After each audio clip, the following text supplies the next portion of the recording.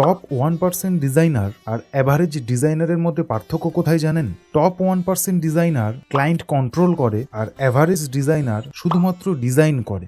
2026-এ দাঁড়িয়েও আপনি যদি শুধু ডিজাইন করে যান তাহলে কিন্তু আপনার ভ্যানিশ হতে বেশি দিন সময় লাগবে না, কারণ বর্তমান সময়ে এটা শুধুমাত্র ডিজাইন না, এটা সাইকোলজি, এটা পারফেকশন, এটা নিজের পজিশন ধরে রাখার খেলা, যেখানে এআই আপনার মারাত্মক লেভেলের কম্পিটিটর। কারণ বর্তমান যুগে ক্লায়েন্ট শুধুমাত্র ডিজাইন কেনে না, সে কেনে ক্ল্যারিটি, কনফিডেন্ট এবং গ্রোথ। আর আপনাকে এটা দিতেই হবে, যদি না দিতে পারেন তাহলে কিন্তু আপনি ব্যর্থ হয়ে যাবেন। সুতরাং এর প্রবলেমগুলো কি হবে এবং তার সমাধানই বা কি আছে?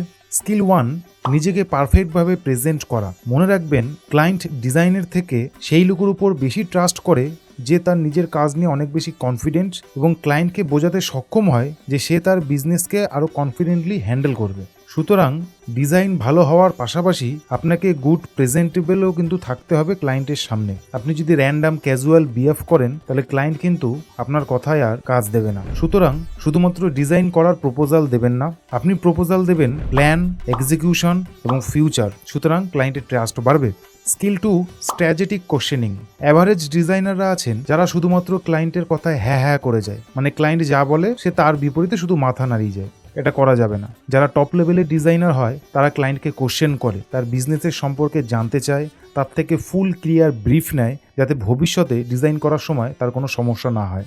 আপনি যদি ক্লায়েন্টের বিজনেস বুঝে তাকে রাইট কিছু কোশ্চেন করতে পারেন, তাহলে ক্লায়েন্ট ভাববে যে তার বিজনেস সম্পর্কে আপনার অনেক আইডিয়া আছে, সুতরাং সে তার নিজের বিজনেসটা আপনার হাতে তুলে দিতে দুবারও ভাববে না।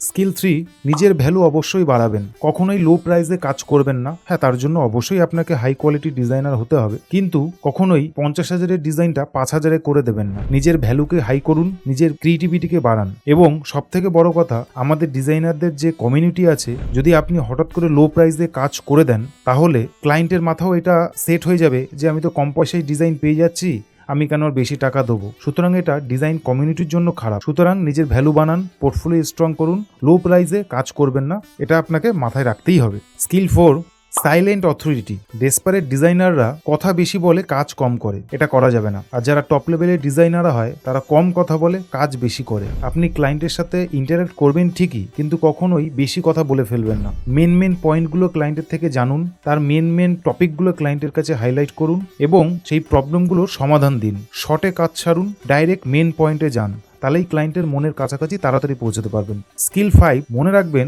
সব ক্লায়েন্ট আপনার জন্য নয়। কাজ করতে করতে আপনার যখন অনেক এক্সপিরিয়েন্স গ্যাদার হয়ে যাবে, তখন কাজ নেওয়ার জন্য আতিপাতি উল্টোপাল্টা ক্লায়েন্ট চুজ করা বাদ দিন। আমি আমার ডিজাইন ক্যারিয়ারে দেখেছি প্রচুর এরকম ক্লায়েন্ট আছে যে আপনাকে গরুর মতো খাটাবে, মানুষ বলেই গণ্য করে না। আমি বলবো তাদের থেকে 100 হাত দূরে থাকুন। 2 পয়সা কম কামাবেন, কিন্তু ফালতু টেনশন মাথায় নিয়ে বসে থাকবেন না। বেস্ট ক্লায়েন্ট চুজ করুন, তাদের সাথে কথা বলেই আপনি বুঝতে পারবেন যে ক্লায়েন্ট কতটা ভালো বা খারাপ। সুতরাং ফার্স্ট ইমপ্রেশনই ক্লায়েন্টের ক্যারেক্টার অনেকটা অংশে বলে দেয়। ক্লায়েন্ট ফিল্টার করতে শিখুন। স্কিল 6, এটা ফাইনাল আউটপুট। এআইকে সুন্দরভাবে ব্যবহার আপনাকে করতেই জানতে হবে এই 2026 সালে। আমি এর আগেও ভিডিওতে বলেছি, 2026 বা আগামী যত দিন আসছে, আপনি যদি এআইকে অ্যাডভান্স লেভেলে ইউজ করতে না পারেন তাহলে কিন্তু আপনি রিপ্লেস হয়ে যাবেন। কারণ আগেকার যুগের মতো সেরকম বিরাট ফটো ম্যানিপুলেশন, অনেক কাঠখড় পুইয়ে যে ডিজাইন আমরা করতাম, তাতে অনেকটা সময় সাপেক্ষ যেত। এআই এর যুগে এসে সেই সময়টা অনেক রিডিউস হয়ে গেছে। তার মানে আমি এটা বলছি না যে সমস্ত ডিজাইন এআই দিয়ে করে দিন, কিন্তু এআইকে ব্যবহার করে আপনার কাজের প্রসেসকে আরো ফাস্ট করে তুলুন, না হলে কিন্তু আপনি অন্যান্য ডিজাইনারের থেকে পিছিয়ে পড়ে যাবেন। সুতরাং আজ থেকে শুধুমাত্র ডিজাইনার হয়ে থাকবেন না, হয়ে উঠুন একজন ক্লায়েন্ট স্ট্র্যাটেজিক। তাহলেই আপনি আপনার মার্কেটে পজিশন ধরে রাখতে সফল হবেন। সাথে থাকবেন আমাদের। এই ধরনের আরও অনেক সমস্যা এবং সমাধান নিয়ে আসব। ধন্যবাদ।